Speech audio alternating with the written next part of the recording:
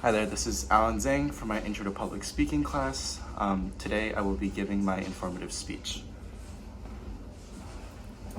Okay, so here are my 5 audience members. 1, 2, 3, 4, 5. Please wave to the camera, guys. All right, and let's begin. If we were both randomly dealt 2 cards and none of us knew what the other one had, would you be surprised if I could estimate your cards with psychology and betting patterns? How much would you bet on me?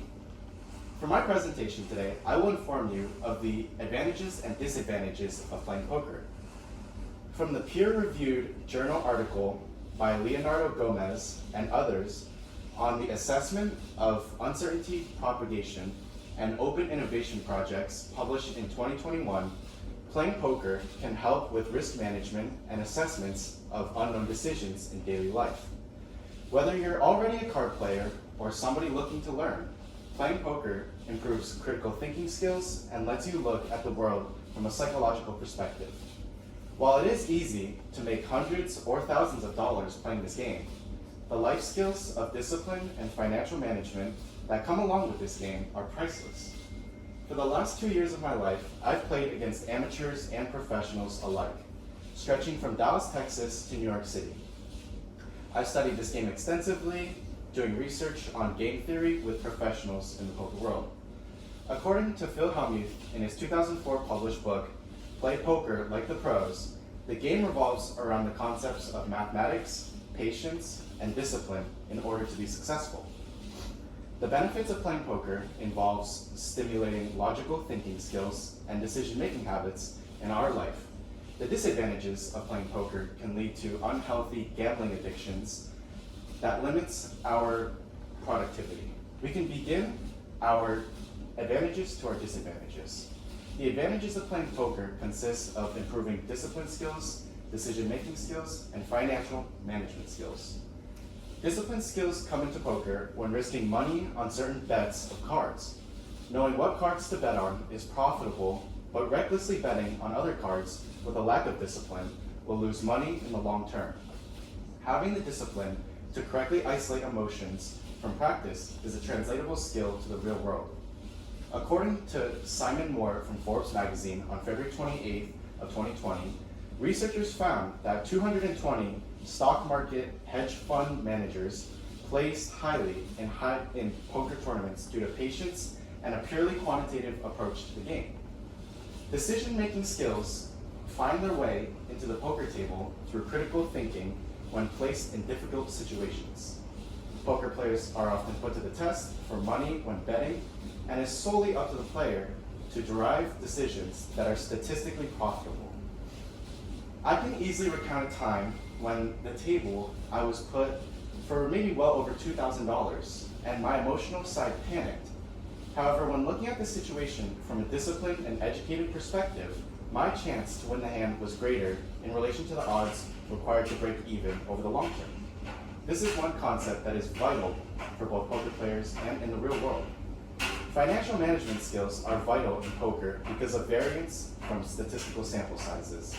From the pure mathematical standpoint of poker, calculating odds and equities of profits determines the expected value of situations.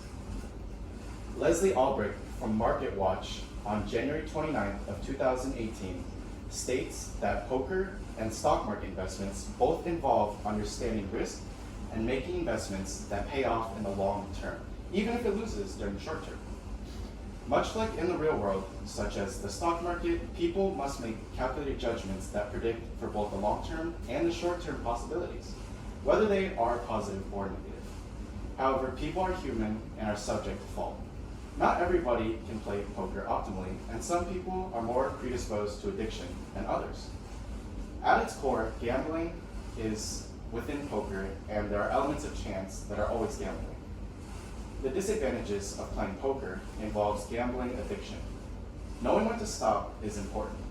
If discipline and patience are not practiced, the logical side of poker is thrown out of the window. Much like investing in the stock market, all of these quantitative approaches do not matter if the person is not in control of how they respect money. Playing hands of poker is extremely similar to making investments. Choosing wise investments based on research is the #1 goal, and when rationality and emotion is involved, addiction and loss occurs. Much like a drug, Tim Newman of Medical News Today on June 19th of 2018 describes gambling addiction as an involvement of emotional and psychological tendencies to interfere with logical thinking and healthy financial habits. As we segue to the end of this presentation, the 4 key takeaways that are important to remember are that poker offers helpful real-world advantages, yet bears the risk of detrimental disadvantages. The advantages offered from playing poker are an increase in patience and discipline skills, critical decision-making techniques, and better financial risk management habits. On the same side of the coin, however, a predisposition to gambling and approaches to negative poker can potentially lead to a lifelong gambling addiction tied to emotion and psychology.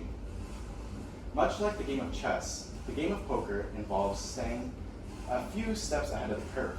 Translating to the real world, dedication and efforts with some calculated risks can convert to success in any application. So going back to where we started now, with the information that I presented, how confident are you in your own cards that you hold? Would you still bet on me?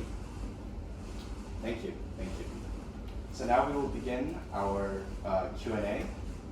Any questions from you guys?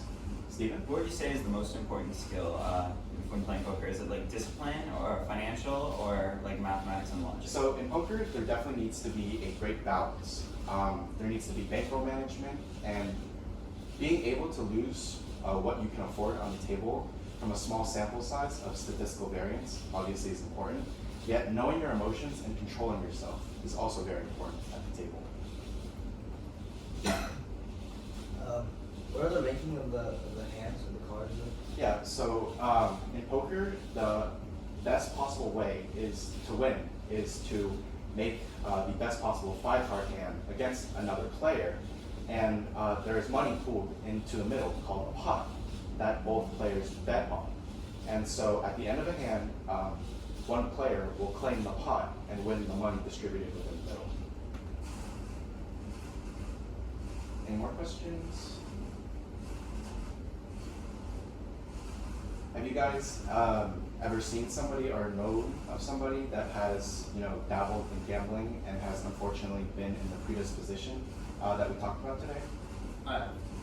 You do? Okay. My uncle was into horse gambling. Right. And was it affecting his life? It was a little bit, yeah.